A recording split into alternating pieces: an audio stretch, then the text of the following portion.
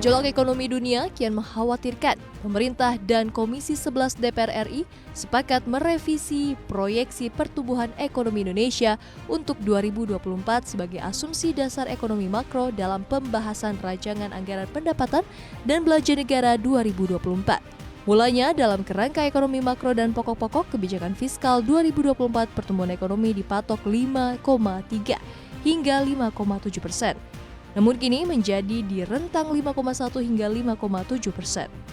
Penurunan proyeksi itu merupakan hasil penilaian bersama antara Kemenkeu, BI, Bappenas, dan Komisi 11 DPR RI terhadap masih besarnya resiko pelemahan ekonomi global, termasuk proyeksi dari beberapa lembaga internasional terakhir seperti Bank Dunia.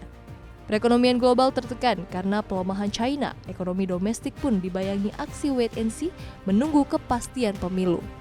Meski status darurat pandemi COVID-19 telah lama berakhir, pemulihan ekonomi dunia masih berjalan lambat. Aktivitas ekonomi China diyakini masih lesu.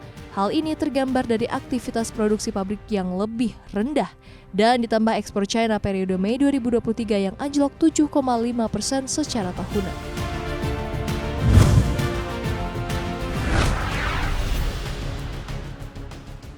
Pemerintah akan menaikkan harga pokok penjualan atau HPP, gula petani, dan harga acuan penjualan atau HAP, gula di tingkat konsumen. Badan Pangan Nasional mengungkap harga komoditas itu akan semakin mahal seiring HPP dan HAP yang naik. Deputi Bidang Ketersediaan dan Stabilisasi Pangan, Bappenas, I Gusti Ketut Astawa mengatakan, HPP gula petani akan naik menjadi Rp12.500 per kilogram. Angka itu naik Rp1.000 per kilogram dan dengan kenaikan gula di tingkat hulu, artinya ada kenaikan di tingkat hilir atau konsumen. Pemerintah mengatur harga gula di tingkat konsumen menjadi Rp15.500 per kilogram untuk di daerah Indonesia Timur dan Rp14.500 per kilogram di daerah Pulau Jawa.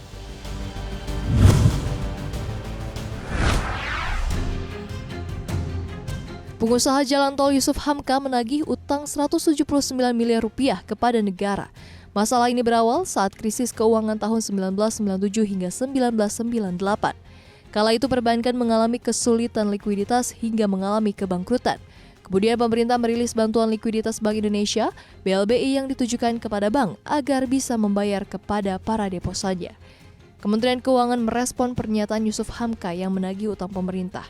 Staf khusus Menteri Keuangan Bidang Komunikasi Strategis Justinus Prastowo membenarkan bahwa pembayaran yang dimohonkan Yusuf adalah pengembalian dana deposito CMNP yang ditempatkan di Bank Yakin Makmur yang jatuh saat krisis moneter 1998. Bank Yama dan CMNP dimiliki oleh Siti Hardianti Rukmana. Dengan adanya hubungan afiliasi antara bank dan perusahaan milik Yusuf itu, maka ketentuan penjaminan atas deposito CMNP tidak mendapatkan penjaminan pemerintah, sehingga permohonan pengembalian ditolak oleh Badan Penyihatan Perbankan Nasional. Justinus menambahkan permohonan pembayaran telah direspon oleh Biro Advokasi Kemenkeu. Meski begitu, Justinus menyebutkan putusan pengadilan mengakibatkan beban pengeluaran negara. Oleh karena itu, pelaksanaan putusan harus memenuhi mekanisme pengelolaan keuangan negara.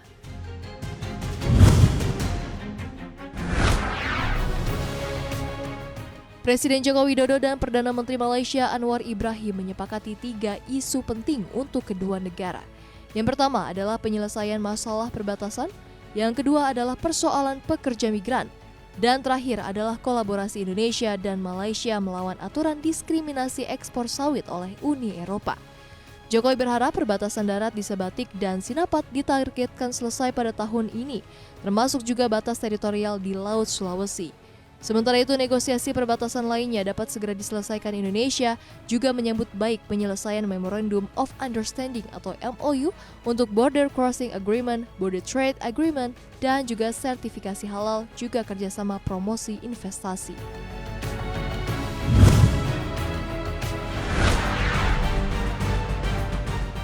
Boeing menyatakan sejumlah jet 787 Dreamliner hasil produksi mereka cacat. Masalah itu terjadi pada pemasangan stabilizer horizontal 787 yang dipasang oleh fasilitas produksi Boeing di Salt Lake City, Utah. Stabilizer horizontal itu terletak di dasar ekor pesawat. Stabilizer horizontal berfungsi membuat pesawat mempertahankan keseimbangan longitudinal saat terbang. Perusahaan menyatakan temuan yang didapat minggu lalu itu mengharuskan mereka untuk memeriksa 90 jet baru dan karena masalah itu mereka terpaksa harus memundurkan jadwal pengiriman pesawat ke sejumlah pemesan. Selain pada stabilizer horizontal, mereka juga menemukan masalah pada shimmy, bahan yang mengisi celah di antara permukaan pesawat, dan masalah berupa ukuran yang tidak memenuhi spesifikasi. Boeing mengklaim semua masalah itu tak mempengaruhi aspek keamanan, tetapi mereka tak merinci seberapa jauh masalah ini bisa mempengaruhi penerbangan. Mereka juga tak mengungkap apakah Dreamliners yang saat ini dioperasikan oleh sejumlah maskapai juga mengalami masalah serupa dan karena itu perlu diperbaiki.